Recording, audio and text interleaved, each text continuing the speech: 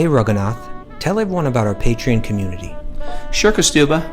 The Wisdom of the Sages Patreon community is an incredible online yoga resource. If you like the type of yoga wisdom and culture we share on the show, then our Patreon community is a great next step. This is a listener-supported podcast, and any level of sponsorship will unlock a wide range of live and archived classes, talks, and even workshops. Raghunath teaches, I teach, and we have a host of other excellent teachers on topics ranging from yoga philosophy, asana classes, storytelling, Ayurveda, kirtan, cooking, meditation, and a lot more.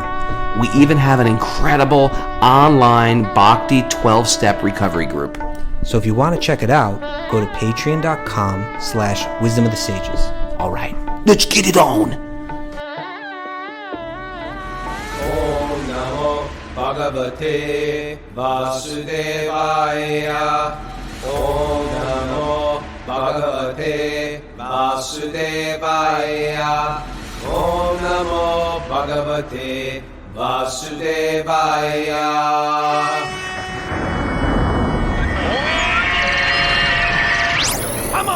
Live from Sham Ashram in Cali, Colombia, this is Wisdom of the Sages, a daily yoga podcast with your host, Raghunath, and co-host and senior educator at the Bhakti Center in New York, Kaustubha Das. Welcome to the show, everybody. Welcome to Cali, Colombia. How are you, everybody? It's Srimad Bhagavatam, and it is, what day is it? Thursday? Friday? It's Friday. We've lost track of time of day in Colombia. Mara hasn't seen the light of day. We keep her in a cell. No, she's actually very bronzed. Did you notice that about Mara? She's bronzing. She's bronzing. By the pool. Yeah. Sipping coconut water. Yeah, I'm here with the Wisdom of the Sages retreat, and it is, the whole crew is here. I want to turn the camera around, but I'm scared because I'm going to just do it anyway. Say hi, everybody.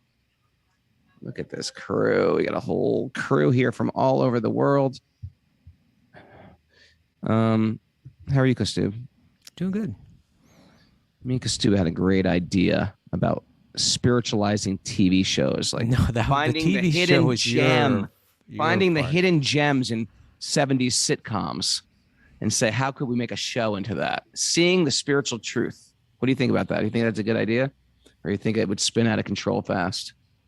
I think it will. It has potential, but it's likely it would lack substance. I think we should go with the top 10 spiritual hardcore songs, or films or books or things like that. Bring a little pop culture into a special edition. Well, 70s TV shows are pop culture. That's what I know. I know more about 70s TV shows than I do about hardcore and punk, truthfully. I was the shallowest part of that culture. That's why it would be. Are you kidding? I Dream of Jeannie, The Bewitched. These are all like metaphysical shows that were happening. What's his name from I Dream of Jeannie? He taught him renunciation. He had this genie who felt completely in debt to him, living in a den of iniquity in the bottle, always inviting him in. No, he says, no, I don't want your magic. I want to keep you in this bottle. And he got his nation, right? Yeah, his duty to his nation. He worked for NASA, and all she wanted to do was serve him. She would come out, and she's a very beautiful genie, and he just said, no, work first. Right. I think that's a huge spiritual. Come on, people. These guys are looking at me like I'm crazy. The live people. Yeah. I thought this was very deep. Yeah, not too deep. You got to put this. You need the Vishnu goggles to see. Okay. So anyway. Any announcements? We have announcements? We do have announcements. We have a Bhakti Recovery Group meeting today at 1 p.m. And then tomorrow's Bhakti Recovery Group meeting is going to be canceled so that they'll be supporting Jiva, who's speaking at 9 a.m. at the Munich Temple tomorrow. And there's a link for that if you want to join. And then also, Munich Temple. That's great. Yeah. And then also Jamuna Jaya offers an asana class for Fun Day Friday today at 5:30 p.m. for Patreon members. And Seth Lieberman's doing his Harmonium meetup group this Sunday at noon on Zoom. All for Patreon members. You want to join that party, go to patreon.com/wisdom of the sages. It's a community supported podcast, and we appreciate your community. And all the people of the community give back by putting this stuff on Patreon. So thanks for everybody that's part of that. All right, Kaustubha, now let's get serious. There's a metaverse getting created, and it's driving me crazy. What do you think about the metaverse? Relax. No. This is where it's going, man. We're training our children in video games. The next thing is, all right, hear me out. Call me a conspiracy theorist. They're keeping us indoors. They want us indoors. Don't go outside. Outside is dangerous. Stay inside. Don't worry. We're going to roll out the metaverse just in time for you to stay indoors. And this is what we got. We got three-dimensional goggles. Check this out. This is from, I don't know where. Vivi sent it to me this morning. Vivi sent this to me this morning. It's the copy for, it looks like a podcast called Wading into the Metaverse and Web 3.0. So this is the description of that podcast. Okay, ready? Yeah. Is the metaverse hype or the future of computing? It has captured the imagination of technology investors with its promise to blend more of our physical experiences with the digital through virtual and augmented reality, gaming, and immersive online communities. In the latest episode of Exchanges at Goldman Sachs, GS Research's Eric Sheridan discusses the metaverse's potential.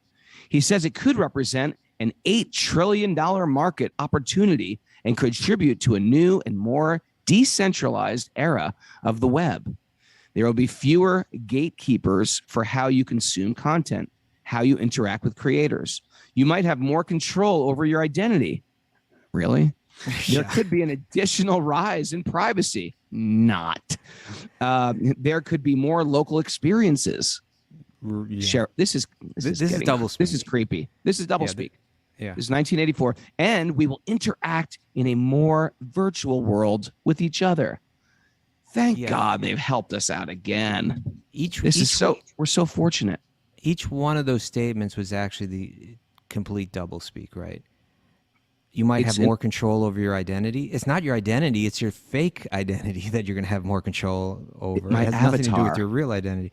There could be more local experiences. First of all, we're already in an illusion, right? We're already in a Maya. We're already in an illusion. We think we're the body. I think she's the body and he's the body. I'm trying to identify with the body, with our race, with our gender. It's not us in the first place. We're in Maya. And now we're going to put on goggles to enter into a second illusion that we're fully opting into. And I'm sure we're paying for it too. You don't get those goggles for nothing. Someone's getting rich off your double illusion. We could have a whole show about that. I just, Vivi sent us that blurb there. And I just pulled up a couple things just in 10 minutes, and I'd heard recently. What you got? Well, Mark Zuckerberg made a big announcement about this recently. And you can see that all these technology industries are gearing up for this because they know this is like what's, at least they're banking on the idea that this is the next big thing. It's like, you want to get in on it. Like, the internet was, you couldn't have imagined what the internet would be. Some people were able to, and they cashed in on it. And people want to cash in on this idea of a metaverse and more like of taking Facebook and turning it into a full-on virtual reality experience. So this is just from the Wikipedia about what is a metaverse. It says a metaverse is a network of 3D virtual worlds focused on social connection. In futurism and science fiction, the term is often described as a hypothetical iteration of the internet as a single universal virtual world that is facilitated by the use of virtual and augmented reality headsets. And, of course, I'd imagine it goes beyond the headset, right? The more quote unquote real you can make the experience, you need your hands, you need you need to engage your entire body, and then you can plug in all your senses to it. Well, aren't we in a micro metaverse right now? People are walking down the street looking at their phones. It's a little bit of a metaverse. It's a mini metaverse. Just talking about the doublespeak, because then I pulled up this article on this website called The Verge. And the article is called Mark in the Metaverse, Facebook CEO on why the social network is becoming a metaverse company. So he's... I believe that Facebook recently, got struck like a kind of a legal defeat, which probably brought the value of Facebook down for the investors. And now you can see he's going full head first into this metaverse idea to kind of turn it around. And we were talking a couple weeks ago about like Varnashram Dharma, right? Right. You have Vaishyas who are people that are expert in making money. They really need to be trained in caring about others because they've got all the money, right? So The sick thing is they actually think he's doing a good job for people. This is going to really help people. People think different things, right? And then, but really, there need to be Brahmins that are like wise people that can say this whole idea is so screwed up, and the double speak that he's given it's like everything that people would be concerned about. He's saying it's the exact opposite. You're going to have more local experience. You're not going to have more local experience. This is destroying the local experience. It's like two people are never going to stand in the same room again. You're just going to sit in your closet and live your virtual life. This is, I'll just read a little bit from this article. It says, as June came to an end, Facebook CEO Mark Zuckerberg told his employees about an ambitious new initiative. The future of the company would go far beyond its current project of building a set of connected social apps and some hardware to support them. Instead, he said, Facebook would strive to build a maximalist, interconnected set of experiences straight out of sci-fi, a world known as the Metaverse. The company's divisions focused on products for communities, creators, commerce, and virtual reality would increasingly work to realize this vision, he said in a remote address to employees. This is a quote from Zuckerberg. What I think is most interesting is how these themes will come together into a bigger idea. Our overreaching goal across all of these initiatives is to help bring the Metaverse to life. So, what does this look like? What does it mean? It means you don't have to go to work anymore, right? Which we're already, COVID has already kind of like thrown a lot of us into that already. But let's, but you're still going to go to work in a virtual world, and you're going to walk into a 3D room, with your head goggles on. But, if you want to dress nice that day, well, Facebook has a whole wardrobe to sell you, about how you can dress. So now you're concerned about like how you look in the virtual world, and, all the kind of, it's the dream within the dream, But there's so much absurdity as I read this article, and so much just pure ignorance about how this destroys our quality of life. But perhaps the most ridiculous statement that I read here, and they blew it up into one of those pull quotes. Let's see if I can find it. He says, I don't think that this is primarily about being engaged with the internet more. I think it's about being engaged more naturally. Are you kidding me? What? Yeah, I mean, it's, but what I think about, I have a couple, again, we could have a whole show on this because we haven't prepared for this anything, but there's two main things that I think about when I think about this. One is that when you look at what Srila Prabhupada was doing in bringing bhakti to the Western world, and particularly the way that he was presenting it and the way that he was encouraging his followers to present bhakti, even when we get to the first canto of the Bhagavatam, like when he was in the 60s sitting in Vrindavan, preparing to come to the West, not knowing what the future held for him, he was building really deeply into his commentaries on Bhagavatam the idea that we need to go back to nature, that for our economic well-being and stability, as well as for our spiritual development, you need to have, you need to respect, love, and live through the land and the animals in harmony, right? That everyone should have a little acre of land, that they cultivate, that you have, a few cows that you care for, and everything that you need in life is provided for you in a beautiful, natural way that is entirely harmonious and supportive of a very deep and beautiful spiritual practice. And that the way that our society is moving is in the opposite direction, which is destroying the earth, destroying our relationships, destroying our psychological stability.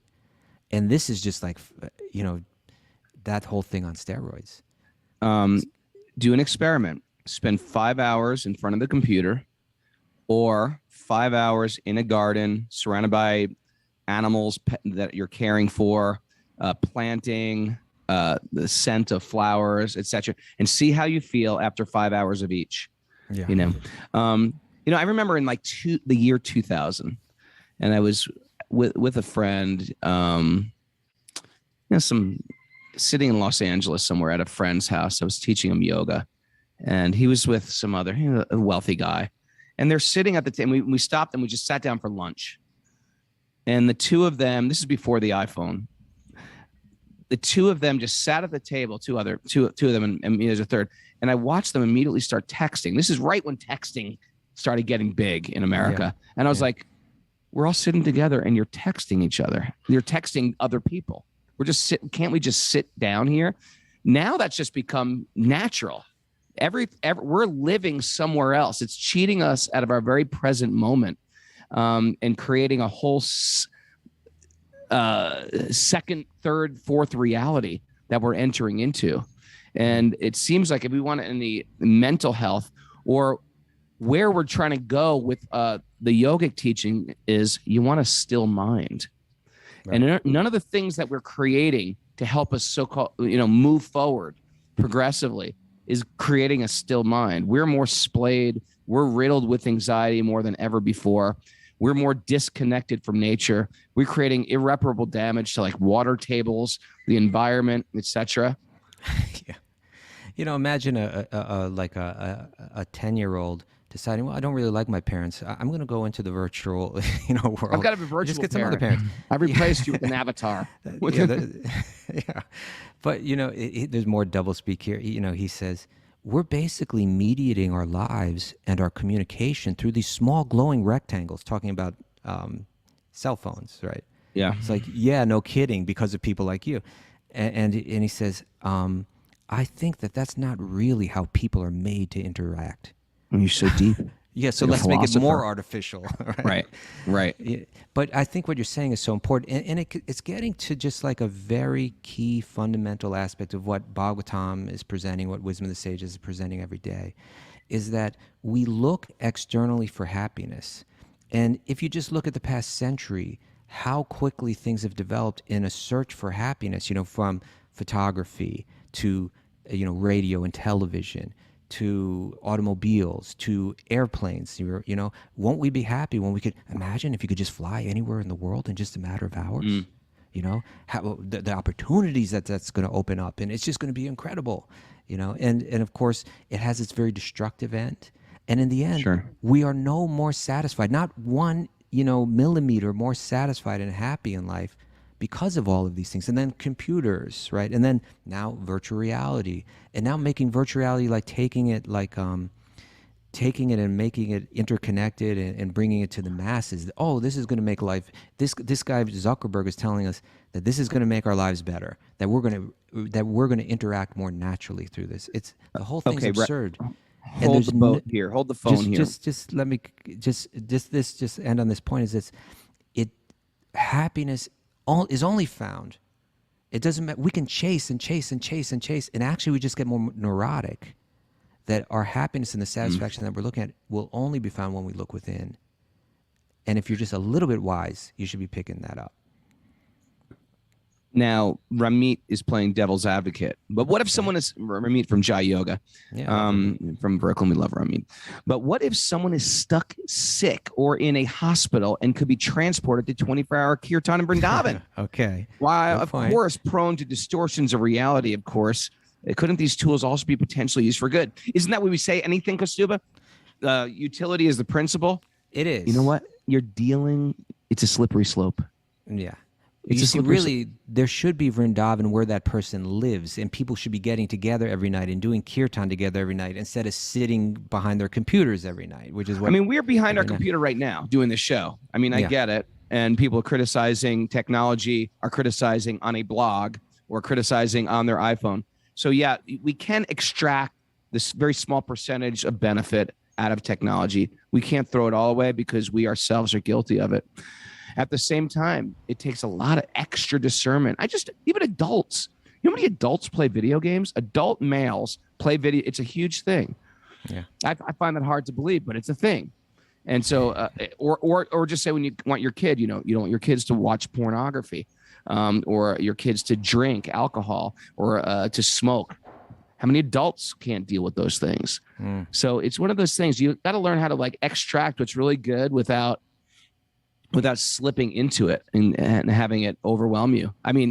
I can honestly say Instagram can overwhelm me. I mean, I get addicted to, you know what I'm into. I scroll on those What's the latest flying thing you're following? knees, spinning What was that one you showed elbows. me? Cats, the big cats of someplace. Oh yeah, big cats of Nambia. It's various animal attacking and knockouts and all these hashtags I follow, mixed martial arts stuff. Yeah, man. Anyway, it's an interesting point. You want to wind that up now, sir? Well, I mean, there's quite frankly, we could go on and on about this, but one point that is like, to me, like the essential point. Let's turn down our angst about this a little bit. Let go of that.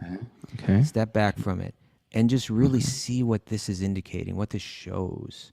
And from the let's say from the bhakti perspective, the way that I understand this, when I look at this with a cool head and just removed from it, is that it's just another indication of where, nothing like computer technology provides incredibly powerful examples or incredibly powerful, strong analogies to help us understand yoga philosophy. What to speak of even bhakti yoga philosophy. And so this is just another example of the soul is dissatisfied. The soul hasn't found its Atma supersidity. That's where Bhagavatam begins, right? How will one find Atma supersidity? And the answer to that question is one finds it through devotional service, through connection with their root, through connection with God. But when we don't turn in that direction, we search and we search, and we need to go into artificial realms searching for that. That even this world that we're in right now is actually a virtual reality. And that there is a spiritual reality, that this is a reflection of, this is a coded form of, that we're moving around. This is what these sages were telling us thousands of years ago in the forest. And it's essentially, we're moving through a virtual reality because we were for some reason, we doubted we doubt and continue to doubt our happiness in the reality, in the spirituality where we are all connected to that divine, so where there is a supreme being, who we are in one sense submissive to, but in the most beautiful and loving way. Due to our fear of that, we continue to exist in this artificial realm, searching for happiness. And now we're looking for artificial realms within the That's what, television is. That's what movies are. They're dreams within dreams. It's a double Maya. Yeah. We're already in Maya. They're sending us into double Maya. I dream a genie Maya. Imagine if this is true, that we're in a virtual reality right now, and then we plug into this metaverse, right? Now we're in the dream within the dream. Then we watch a movie within the metaverse. Now we're within a dream within a dream within a dream. It's just like, why not? Don't we? And again, this is why Zuckerberg is obviously a very successful Vaishya in the sense that he's a guy that knows how to make money. But there's no head of society. There's no wise person sitting down with him and saying, this is not what we need. This is not truly going to help people. And your double talk and convincing people that's going to help them is complete nonsense. And you need someone to stand up who's not economically tied into this whole thing, and who has been contemplating wisdom from his youth or her youth, and deeply can see the consequences of this kind of thing, how it's just making us weaker and weaker and weaker spiritually.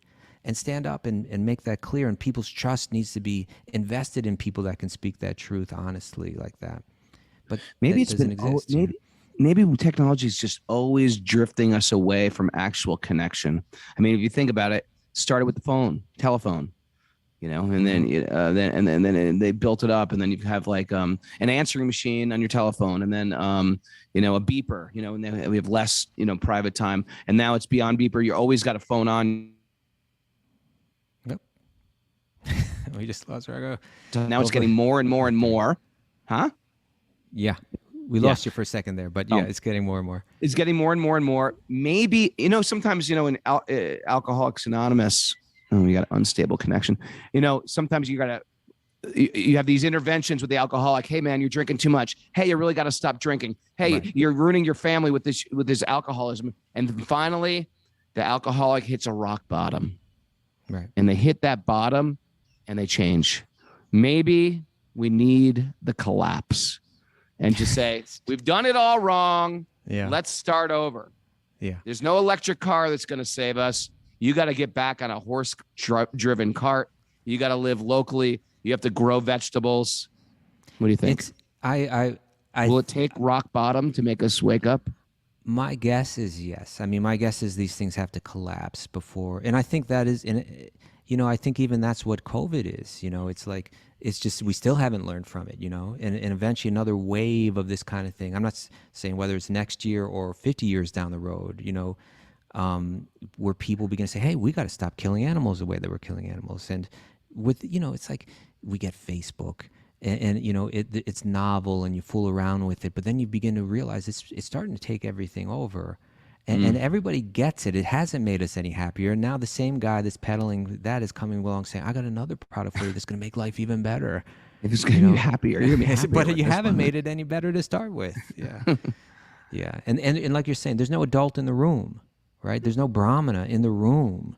That's directing society. The saying, adults, the parents, they're all compromised. We've all compromised ourselves because we can't create those boundaries. Yeah. So whatever candy they're throwing at it, if someone says, and again, this is what happened in the Matrix, right? Where there's like, reality was a little hard to deal with. It's challenging. And there's that one guy, he just wanted to go back into the illusion. He says, plug me in. I don't ever want to know about reality anymore, and hook it up nice for me, And that's what this Metaverse is all about. And we're going to hook up the illusion for you so nice, that you're going to be really satisfied and you're going to be really happy, And it's just its potential to weaken us, is all the greater, to get completely lost and completely bewildered and completely controlled,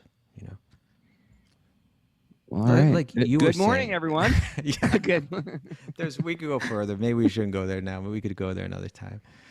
But thank you, Vivi, for sharing that with us.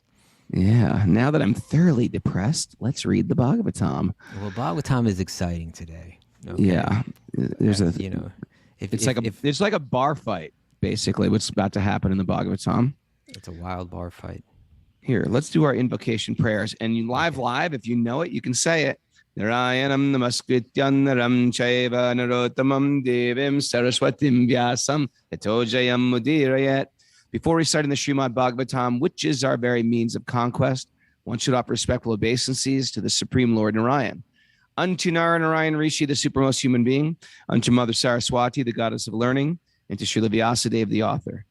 Nasta prayeshu badreshu nityam bhagavat sevaya Bhagavati Uttama Sloke Bhaktir Bhavati Naishtaki, by regular attendance in classes in the Bhagavatam and by rendering service to the pure devotees.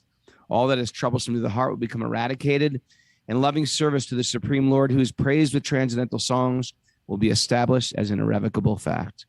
Om Jnana Timarandasya Jnananjana Shalakaya Chaksurun Madatam Yena Tasmai Shri Gurave Namaha.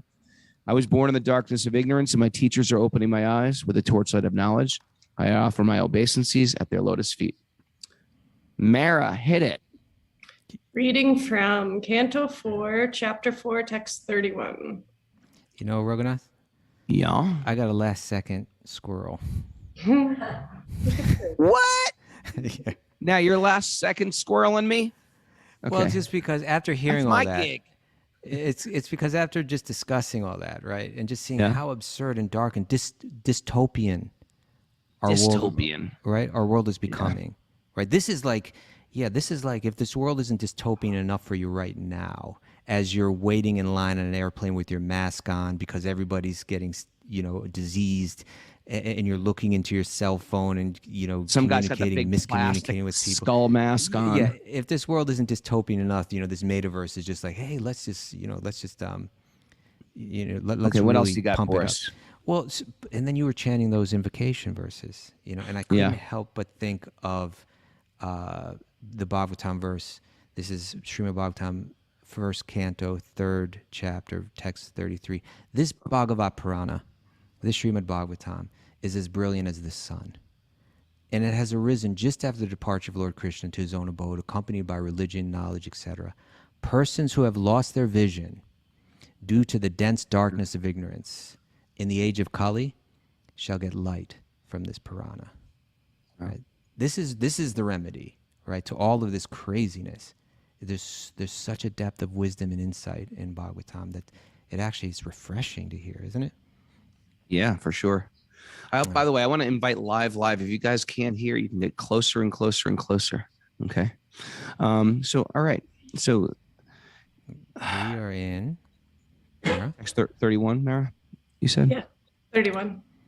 Okay. So what's happened right now is she's done it.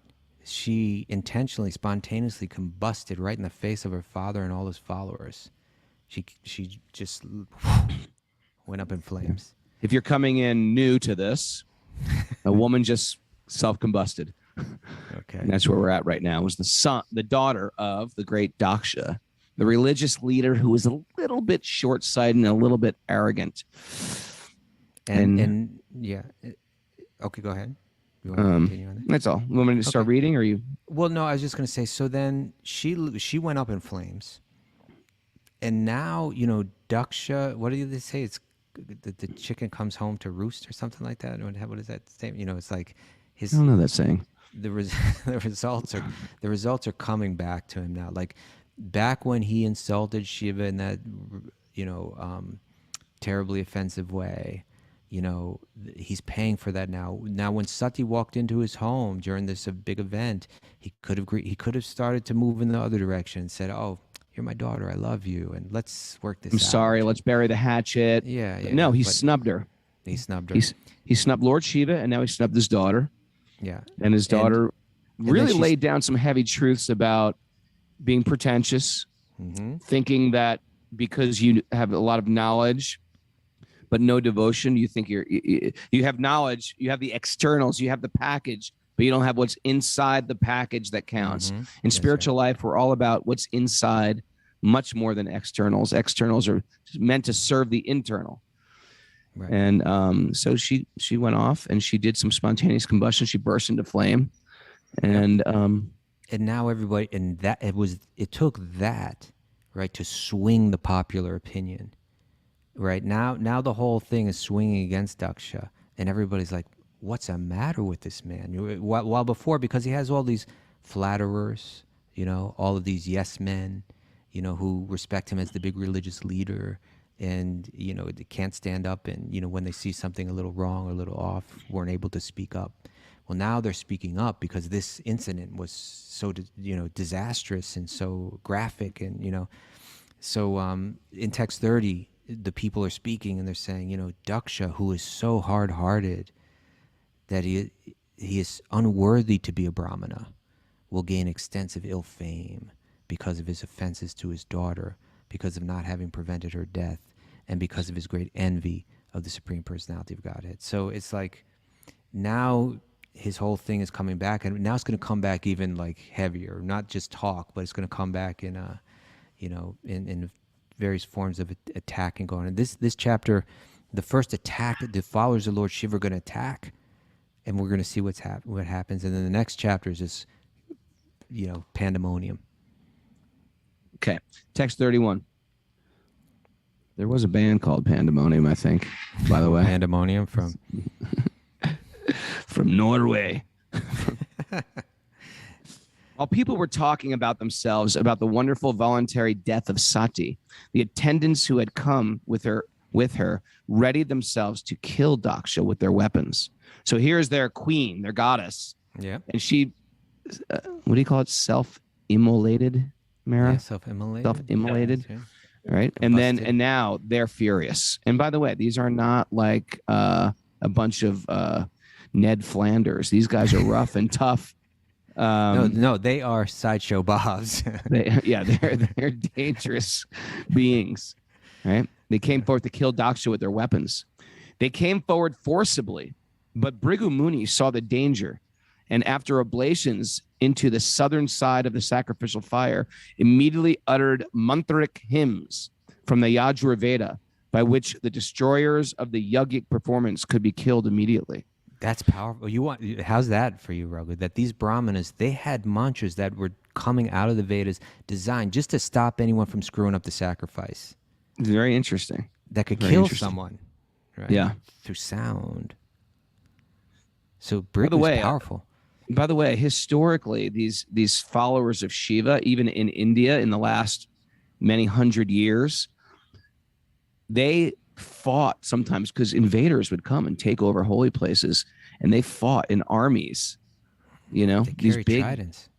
with their tridents, naked, you know, massive dreadlocks, and were very successful driving people out of Mathura. I just You don't wanna read mess this with them. history. You don't want to mess with them. They came forcibly, but Brigu saw the danger and offering oblations. I just read that. When Brigu Muni offered oblations in the fire, immediately many thousands of demigods named Rabus Ribhus. became manifested. Rabus. All of them were very powerful, having achieved strength from the Soma, from Soma, the moon. So they're empowered by the moon god. Okay. When the Rabus demigods attacked the ghost and Guyakas, these are the followers of Shiva, with half-burned fuel from the Yagya fire, all these attendants of Sati fled in different directions and disappeared. This was possible simply because of the Brahma Tejas, or Brahminical power. So the followers of Daksha repelled all those angry followers of Sati and Shiva.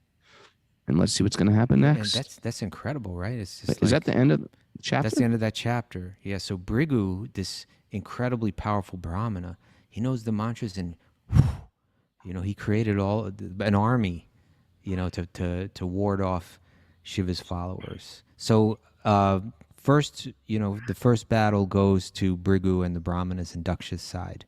1 point, 1 point Daksha right now. But now Shiva's going to get involved in. Okay, so this is chapter 5, frustration of the sacrifice of Daksha. Maitreya said, when Lord Shiva heard from Narada that Sati, his wife, was now dead because of Prajapati Daksha's insult to her, and that his soldiers had been driven away by the Ribu demigods, he became greatly angry. So Narada got involved, right? Narada is always doing this. He's stimulating the events by bringing news to someone. Yeah, you know, we call it, what do we call it in high school? An instigator. The guys that instigates fights. Hey, did you hear what he said about you? Oh, you should hear what he said about you. He said you were really bad. What are you going to do about that now? You're going to let him talk to you like that? So Narada does that in a very transcendental way. Yeah. He stirs up trouble, but like if that happens in high school, you stir up trouble and it becomes a whole inauspicious mess. When you do it in the spiritual realm, it assists the pastime to become manifest. So when Lord Shiva heard from Narada that Sati, his wife, was now dead because of Daksha's insult to her, and that his soldiers have been driven away, Shiva now became angry. So here we go. And you don't want to get Shiva angry because You don't want to get Shiva very angry. powerful. He's very powerful. He's got a temper too. Yeah, Daksha's about to find out how powerful he is. Thus, Lord Shiva, being extremely angry, pressed his lips with his teeth. Pressed his lips with his teeth like that. A little sour face kind of. And immediately snatched from his head a strand of hair which blazed like electricity. So he plucked hair out of his head. Mm-hmm. He stood up at once, laughing like a madman. And he dashed the hair to the ground. He whipped his hair at the ground. I wonder if it was a strand of hair or a big dreadlock of hair. Could have been. I think he had just had snatched from his dreadlocks. head a strand of hair. I don't know. A strand of dread. I would think one hair, but you know, who knows? I never thought about that. I always thought one hair too, but now I'm thinking about it. Could be a big whole dread. Yeah. A fearful black demon as high as the sky and as bright as three suns combined. As bright as three suns combined. Yeah. Was thereby created. So he threw this thing on the ground. This massive monstrous demon came out. His teeth very fearful and hairs on his beard like burning fire. On his He head. had thousands of arms equipped with various weapons, and he was garlanded with the heads of man. So he had a skull garland. Mara, do you know who this demon's name is? Quick, don't look at this. Huh? Not even skulls, real human. It says heads. I don't know. Just if bloody it was- heads. I'm not sure. They must have been bleeding. You can't just I mean, have it a could head mean without blood. It could mean the skulls. I'm not sure, but Or they did have those shrunken heads. And Mara, shrunken. do you know what this demon's name is? Don't look. Look at me. Virabhadra? Virabhadra. You looked. It was from Vivi. Vivi got it, not me. maybe. Cheetah. We had a great trivia crane on my little vacation there away from everybody. We did fun trivia. Krishna conscious trivia. We all left very blissful. I'm gonna that's one of my life goals is to make a Krishna conscious trivia game for all levels. For all levels, for the whole family. All levels. And they won't do Fun this for the whole virtually. family. It'll bring the family together. It will bring the do- family, and it do fun like a Krishna conscious board game. Okay. And you can get different bits. Oh, I got the Ramayan edition. Okay. Oh, I got the Mahabharata edition. What do you Sounds think? good. Do it. All right, Mara, you like that? Yeah, it's a great idea. Thanks. You ever play Heads Up, that thing with your phone? Bing, bing. You know what I'm talking about? I remembered people doing that a long time ago. But Bing. You could do a Krishna conscious one of those too. okay. Who's Let's Nardamuni? keep rolling. Let's take the squirrel back. Okay. And, or a Jeopardy. Krishna conscious Jeopardy. I'll take Lord Harness. Chaitanya for 500. harness the squirrel. Text number 4. Text number 4. When that gigantic demon asked with folded hands, "What shall I do, my lord? How shall I serve you?" Lord Shiva, who I just added that. Lord Shiva, who is known as Bhutanath, right? Mm-hmm. The Lord of the Bhutas, directly ordered, "Because you are born from my body, you are the chief of all my associates. Therefore, kill Daksha and his soldiers at the sacrifice." So Shiva didn't even have to do it. He just created a demon from his hair, Pulls out a hair. a massive demon, and he said, "This is what you're going to do. All these, these powerful sages, kill them all." Okay. Maitreya continued, "My dear Vidura, that black demon, that black person who was personified anger of the Supreme Personality of Godhead, and he was prepared to execute the orders of Lord Shiva, thus considering himself capable of coping with any power offered against him, he circumambulated Lord Shiva. Okay. Many other soldiers of Lord Shiva followed the fierce personality in a tumultuous uproar. He carried a great trident, fearful enough to kill even death, and on his legs he wore bangles, which seemed to roar. At that time, all the persons assembled in the sacrificial arena, the priest, the chief of the sacrificial performance, and the brahmanas and their wives, wondered where the darkness was coming from. Later, they could understand it was a dust storm, and all of them started to become full of anxiety. Very ominous. Conjecturing, dust storms are ominous, ominous, aren't they? Yeah, they can be, sure. Right? Unless it's like the dust from the hooves of the cows and the calves of the road. Yeah, it's not- like dusty roads. Dusty roads. Conjecturing on the origin of the storm, they said, "There's no wind blowing and no cows are passing, nor is it possible." Let me ask you a question, Kaustubha. When you picture this whole thing happening, Yeah. I'd like to hear Mara's opinion too. Where do you guys picture this happening? Like, I picture it like floating in space. Is it not? No. Is it on a planet in space? Yeah. Is it on this planet? Is it on a higher planet? Is it in, where is it? Well, wherever Daksha's living, we could look that up. But whatever planet Daksha's on. Okay, it's on some planet with earth and trees and Well, things they got like a that. sacrificial thing going on. They've got a home. They got For some reason, I've always pictured it like in outer space, like floating. It's not, though. That's not how you picture it. Yeah, I don't think it's happening in the sky. Okay, all right. Yeah. Mara, how did you picture it? I mean, now this team may be moving through the sky, right? Like this new group, maybe flying, floating somehow. floating in. Floating in. All right. Anyway, that's why it's good to read the Bhagavatam with other people. Yeah. Many of the soldiers of Lord Shiva followed the fierce personality in a Hold on. tumultuous uproar. Where are you? 6. Okay, I think you went back. I think you're on 8. You were reading. I'm on 8. Should be Okay, on I gotta scroll up. Okay. Conjecturing on the origin of the storm, they said, "There's no wind blowing, no cows are passing, nor is it possible that this dust storm could be raised by plunderers. For there is a strong king, Barhi, who would punish them."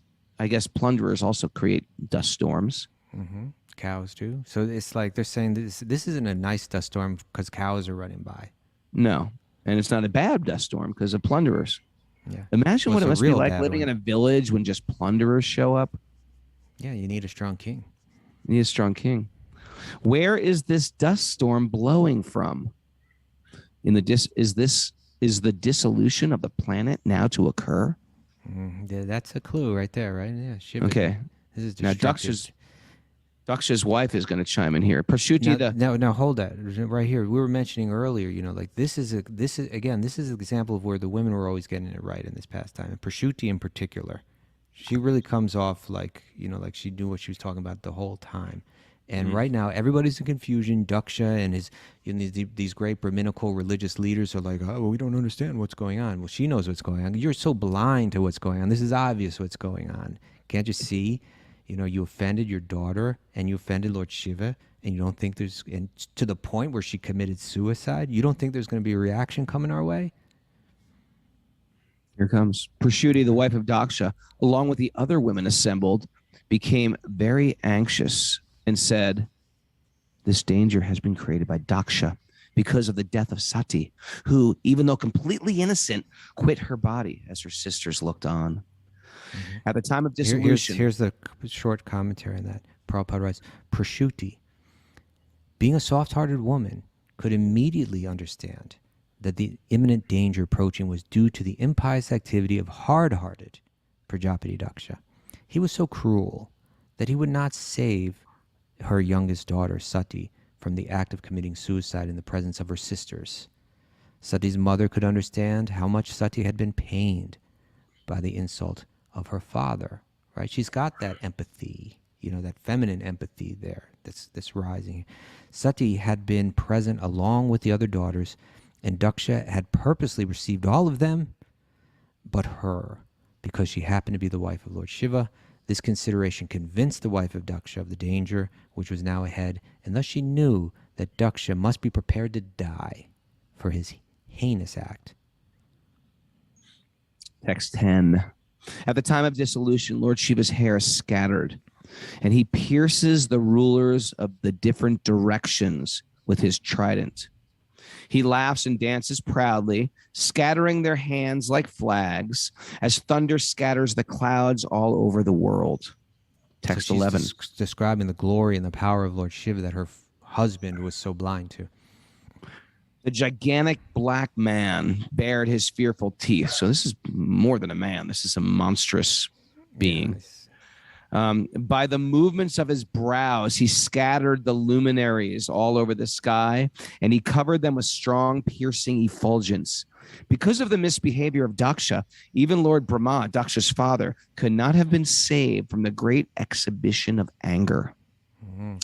While all the people talked amongst themselves, Daksha saw how dangerous omens from all sides, from the earth and from the sky. Okay. He saw dangerous omens from all sides. Dangerous omens, sorry. My dear Vidura, this is the narrator speaking. My dear Vidura, all the followers of Lord Shiva surrounded the arena of sacrifice. They were short of stature and were equipped with various kinds of weapons. Their bodies goblins. Little goblins. They're short, but they're really tenacious. Stocky. Stocky, carrying weapons. Their bodies appeared to be like those of sharks, blackish and yellowish. They ran all around the sacrificial arena and thus began to create disturbances. And you got to imagine, like, when someone makes the beautiful sacrificial arena, it's so pure and it's so beautiful and it's so nicely designed, and it's it's pristine. Yeah. Well, not anymore. Yeah. Some of the soldiers pulled down the pillars which were supporting the pandal of sacrifice. Pandals are like these big Indian tents. Yeah. Some of them entered the female quarters, and some That's began just destroying the totally wrong. Right now they're running through the Completely female quarters. inappropriate. They're just running around. Totally inappropriate. Yeah. And some began destroying the sacrificial arena, throwing up the fruit and the wood and the pineapples everywhere, coconuts, smashing the coconuts, dumping out the ghee. And some entered the kitchen, Mara, and the residential quarters. All these things that these religious people, because in this religious context, all the kitchen is supposed to be perfectly clean at every, you know, Sterile. it's like sterile. And yeah, and they don't care for that. They're just tearing it all up. Wait till you see what they do. Next verse. Right? Yeah. It's crazy. Some they broke all the pots made for the use in the sacrifice, and some of them began to extinguish the sacrificial fire. Some tore down the boundary line of the sacrificial arena, and what? Yeah, And that's what some I'm telling passed urine on the arena. I piss all over your Make sacrifice. that up. This is in the book. I mean, I've done some crazy stuff, but I never went there. Right. Okay. It's going to get heavier. Basically, this is a very get started. pristine religious ceremony, and this gang shows up and they're causing havoc. It's about to get really violent, though. Worse than passing urine on the sacrificial arena? Okay. Yeah, we're talking about decapitation, Raghunath. Okay, gotcha. Some block the way of fleeing sages, right? That happens. And some threatened the women assembled there. And some arrested the demigods who were fleeing the Pandal. This is the result of Daksha's pride. Here it comes, right? You know, and these guys can't control themselves. They're not. No, there's no turning back at this point. They're turning back. They're ghosts. They're ghosts. They're goblins. I love how we've just done a translation for one Sanskrit wording, called it a goblin. There must be some Western concept of a goblin. Maybe you look that up, Mara. Look up Mara. Goblin. Look up goblin. Like, where do we get that word from? What is that goblin exactly? Maniman, one of the followers of Lord Shiva, arrested Bhrigu Muni. See? And Virabhadra, this big black demon, the original demon coming from the hair, arrested Daksha. I wonder how they arrest them. You're under arrest. Handcuffs. Hands against the car. Feet back and spread them. Another follower who is... Watch your head when you step in the vehicle. Okay. Another follower... You ever notice the cops do that? Get them. Watch your head. Thing with the hand. Yeah. Another follower who is named Chandesh arrested Pusha. And Nandishwar arrested the demigod Bhaga. Remember Nandishwar? Yeah, he was cursed original cursor. There was a continuous shower of stones, and all the priests and other members assembled at the sacrifice were put into immense misery. For fear of their lives, they dispersed in different directions. Mara's got the goblin thing for us. Mara, goblins, please. A mischievous, ugly creature resembling a dwarf. Its origin is in Middle English. It says from Old French "gobelin," possibly related to the German kobold or the Greek kobalis, mischievous goblin. In medieval Latin, gobelinus occurs as the name of a mischievous spirit said to haunt a place in northern France in the 12th century. So I think these are goblins. I might be related to goblins of sorts. I've got a short stature, mischievous spirit. I think these are goblins. Goblin, fuck the goblin. Like that one, Mary? There was a continuous... Okay, Virabhadra that... Oh, no. Now it's going to get really bad. I'm telling you. Listen what happens in text 19. Virabhadra, he's the original gigantic demon. Virabhadra tore off the mustache of Bhrigu. Oh! Who was offering the sacrificial oblations. Can you actually tear a mustache off? Apparently you can. Maybe a piece of it. You can't tear off a whole... It's not like it's connected. Maybe it took him several tears. Maybe he had to keep ripping. Maybe he just pulled it. No, pulled out a chunk of hair. Like when he tore it off, Rogan. That's what it says. He tore it off. It's not a plastic, a disguised mustache that you can just tear off. Unless he was wearing a disguised mustache, like men wear toupees in different times in history. No, listen. It's just like, how many hairs in a mustache? Let's say there's I don't know. 600 maybe. Far more. Let's say there's 6,000. And he grabs 100 of them, rips them out. Grabs another 100, rips them out. He was just ripping the mustache. Well, don't you think he would recoil after the first rip? He's too powerful. Just 1, 2, 3, 4. Yeah. I'd be like I'd be like a turtle at that point. After the first. Raghunath, there's no tapping out in this. Okay, he's gonna rip out that whole mustache, and there's no referee that's gonna interfere.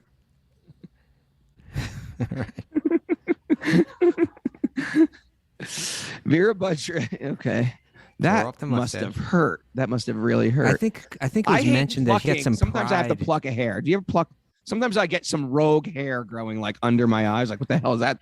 And it's usually like 2 inches long. I was like, what the hell? And it has like some massive growth spurt overnight. It's like, this wasn't here yesterday. Just to pluck those one hair, it's like, that's painful. Imagine getting 1,000 hairs ripped off by a giant demon. I think there's a commentary, maybe it's from Vishwanath Chakravarti. I'll look it up later, but I think like when Shiva was originally being insulted in that where we were a couple chapters ago. Yeah. I think that Brigu did something like he kind of smiled and twirled his mustache at that time or something like that. Oh, like that, like, haha. Yeah, that kind of thing. And so it's like, oh yeah, I'm gonna rip that mustache and get someone else very angry. You know, it's sort of like where's hair and mustache when we need him? Yeah, where's hair mustache? Yeah. Okay. Why don't we finish this chapter, even though everyone's got mustaches now. They didn't have them when I was growing up. Should we like on hold for like a decade, at least? Should we finish this chapter, or should we save it for next week? Well, we could talk about mustaches and beards and how they've entered culture. Well, they weren't here. Then we're gonna have to hold it. Because we're past 7. time We're right over now. time. We got to stop. Yeah. Let's stop Okay. here. Let's stop. All right, Mara. Words of wisdom for us, Mara. Little takeaways, little nuggets that we can put in our pocket and use when life gets hard today. Someone's getting rich off our double illusion. Mm-hmm. Yeah. Good one. Good Yeah, one. someone's getting rich up there. It's not me. Respect, love, and live in harmony with the land and animals. There we go. That's a t-shirt. We're living somewhere else and being cheated out of being present. Mm-hmm. Yeah. Yeah. Stop searching externally for happiness. A song. Stop searching. What is it? I don't know. Say it again. Say it again. Stop searching extensively for happiness. Externally. Stop searching externally. Happiness. Our happiness is in spiritual reality, not Wait, say it virtual. again. I was going to say other things we should stop too.